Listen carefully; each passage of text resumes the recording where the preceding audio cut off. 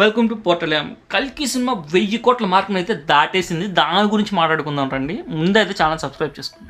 నువ్వు కొట్టడానికే పుట్టావు అంటున్నారు ఇప్పుడు తెలుగు ఆడియన్స్ అంతా కూడా. ఈ డైలాగ్ ఎవరో తెలుసుగా, రెబల్ స్టార్ ప్రభాస్ గారిది.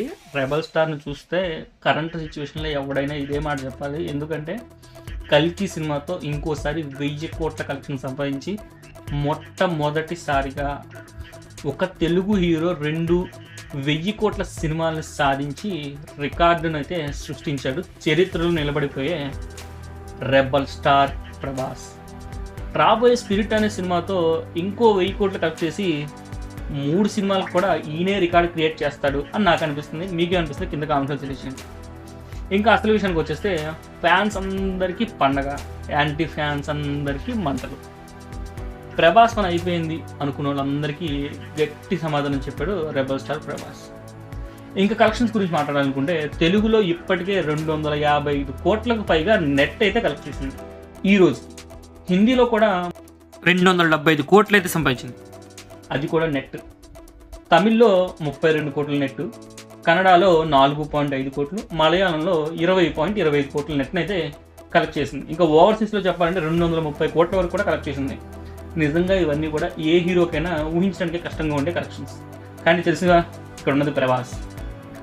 కాకపోతే సడన్గా హిందీలో కలెక్షన్స్ ఎందుకు డ్రాప్ అయ్యాయి అంటే ప్రస్తుతానికి నార్త్లో ఫుల్గా వర్షాలు పడుతుంది. దానివల్ల మూవీ అయితే సరిగ్గా వర్కౌట్ అవ్వట్లేదు. న్యాచురల్ డిజాస్టర్కి ఏం చేయలేంగా. కల్కి సినిమా గురించి చెప్పాలంటే అది రిలీజ్ అయింది వర్కింగ్ డే రోజున. అప్పటికే క్రికెట్ వరల్డ్ కప్ మ్యాచ్లు జరుగుతున్నాయి. అన్నిటినీ దాటి సినిమా హిట్ అవడమే గొప్ప, కలెక్షన్స్ రావడమే గొప్ప అంటే 1000 కోట్లకు పైగా సంపాదించాడు ప్రభాస్. రెబల్ స్టార్ అంటారా బాబు. ఇంకా ముందుంది అసలు పండగ. ఎందుకంటే ఇప్పటి వరకు మనం రిలీజ్ అయింది కేవలం ఇండియన్ లాంగ్వేజెస్లోనే. తర్వాత ఇంగ్లీషు, జపనీసు, కొరియన్లో కూడా ఈ సినిమా రిలీజ్ చేస్తాము అని చెప్పడం అయితే జరిగింది. మీకు బాగా గుర్తుండే సినిమా రిలీజ్ అవ్వకముందే 11 భాషల దాకా రిలీజ్ చేసే అవకాశం ఉందని చెప్పారు.